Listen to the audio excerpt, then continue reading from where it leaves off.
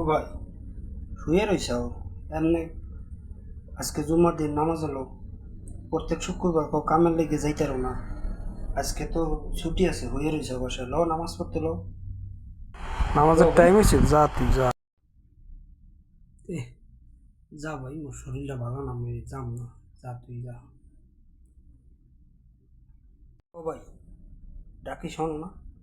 গত সপ্তাহ কইল যে ছুটি হইলে হেদনা যাবা, আজকে লো সারাদিন বয়ে থাও। 3 দিন জুমার নামাজ নামাজ না যা পড়লে ভাই কিন্তু যা, তোমার মোরে বলাইস না। বউ তালাক হয়ে যায় কিন্তু, লো। তুই জানোস বহুতলা কই যায়।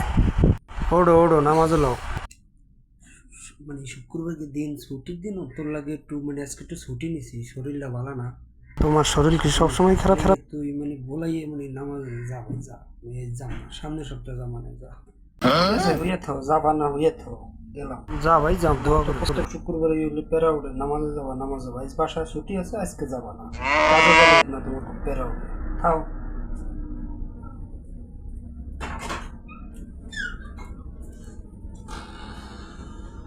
প্রবাসে আমরা কিছু প্রবাসীরা আছি, মানে ফেতনার শেষ নেই। ইচ্ছা করলে উপায় হয়, নামাজ পড়তে যাবে শুক্রবার দিন, ইচ্ছা থাকতেও যায় না। অনেকেই আছে যায় না, কিন্তু যে না কাজে যায় হেদ না খুব নামাজের পেছাল করে। বহুত লোক আছে এরকম।